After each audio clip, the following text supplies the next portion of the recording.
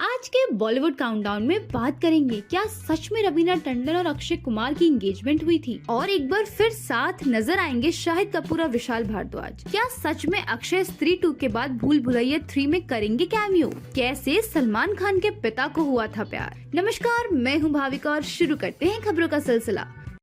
चलिए जाने स्त्री 2 की बॉक्स ऑफिस कलेक्शन। स्त्री 2 15 अगस्त को रिलीज हुई है, जिसके लिए फैंस बेसब्री से इंतजार कर रहे थे।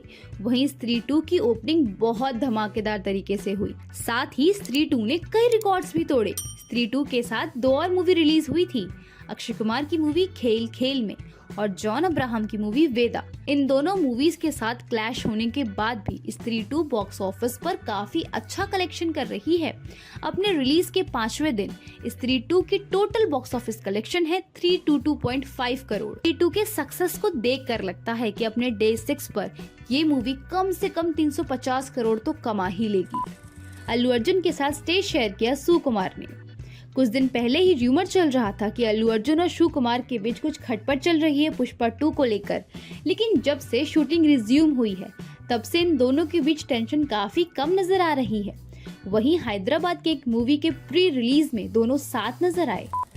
क्या शुरू होने वाली है गदर 3 की shooting? Film maker Anil Sharma ने गदर 3 पर अपडेट देते हुए कहा, जी हाँ, सनी देओल होंगी उसका पार्ट। एक इंटरव्यू में अनिल शर्मा बताते हैं कि गदर 3 पर ऑलरेडी काम शुरू हो चुका है। जहां 2023 में गदर का सीक्वल गदर 2 रिलीज हुई थी, जिसे लोगों ने खूब प्यार दिया। वहीं अनिल बताते हैं कि जैसे ही गदर की स्क्रिप्ट कंप्लीट होगी, उसकी शूटिंग स्टार्ट कर दी जाएगी।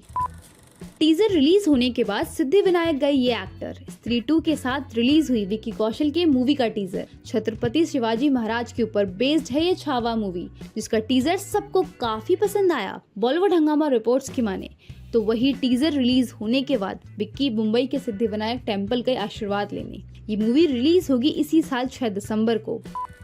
कोलकाता रेप केस पर समांथा ने तोड़ी चुप्पी। कोलकाता हॉर्रिफिक इंसिडेंट्स को लेकर हर किसी ने आवाज उठाई। वहीं समांथा रुद्र प्रभु से जब कोलकाता के हॉर्रिफिक इंसिडेंट को लेकर पूछा गया तो उन्होंने कहा, हमें बदलाव की सख्त जरूरत है।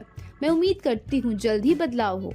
वहीं और भी सेलिब्रिटीज ने इस चीज को लेकर पोस्ट किया और लिखा, 12 साल बाद भी वही सेम स्टोरी, वही सेम प्रोटेस्ट, लेकिन आज भी हम बदलाव का इंतजार कर रहे हैं। सोनाक्षी सिन्हा का वेडिंग वेन्यू है सेल पर। हाल ही में सोनाक्षी सिन्हा और जाहिर इकबाल ने शादी की, जहां उनका वेडिंग वेन्यू उनका घर ही था। वही घर अब सेल पर है, fully furnished with modern amenities. ये लग्जरियस घर लिस्ट किया गया है 25 करोड़ में। इसके परचेस प्राइस की बात करें तो इसका परचेस प्राइस था 11 करोड़। ये घर पेंड्रा में है। कैसे सलमान खान के पिता को हुआ था प्यार? हाल ही में रिलीज हुई documentary angry young man based है जावेद और सलीम के ऊपर। ये डॉक्यूमेंट्री आपको देखने को मिलेगी Amazon प्राइम वीडियोस पर। सीरीज में सलीम खान कैसे वो अपने प्रिविलेज लाइफ इंदौर में छोड़कर मुंबई आए थे। वो अपना एक्टर बनने में हाथ आजमाना चाहते थे। अपने स्ट्रगलिंग डेज को याद करते हुए नॉस्टैल्जिक हो जाते हैं। वो कहते हैं कि सपनों के शहर में मैं मरीन ड्राइव में गेस्ट हाउस में रहा करता था, जिसके आधे रूम का किराया महीने के 55 रुपए हुआ करते थे। मेरा हमेशा से सपना था कि मैं पूरा रूम किराए पे लूं 110 रुपए में, पर ये सच नहीं हो पाया।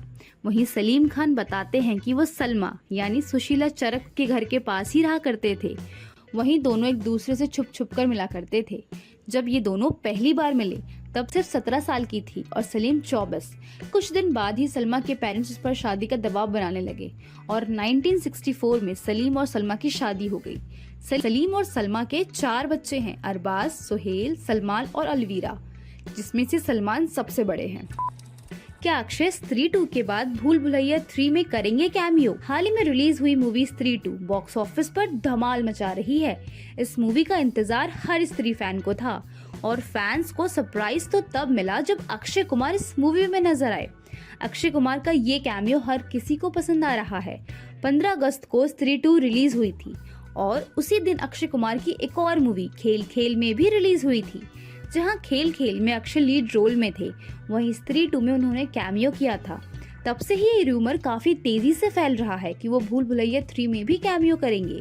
2007 की हॉरर कॉमेडी मूवी भूल भुलैया, जिसे हर किसी ने प्यार दिया, अक्षय कुमार की अनबिटेबल परफॉर्मेंस हर किसी को पसंद आई। वहीं भूल भुलैया 2 में नजर आए कार्तिक आर्यन, जहां जनता को ज्यादा उम्मीदें नहीं थी, लेकिन मूवी रिलीज के बाद कार्तिक आर्यन जनता के सुपरस्टार बन गए। वहीं भूल भुलैया 3 भी जल्दी ही रिलीज होने वाली है, जिसमें कार्तिक आर्यन के साथ पहली बार दिखेंगे विद्या बालन। वहीं इन दोनों एक्टर्स के साथ माधुरी दीक्षित और तृप्ति डिमरी भी नजर आएंगे। जब अक्षय से ये पूछा गया कि वो भूल भुलैया 3 में कैमियो करेंगे, तो इस पर अक्षय जवाब देते हुए कहते हैं, नहीं, बिल्कुल भी नहीं, ये फेक न्यूज है।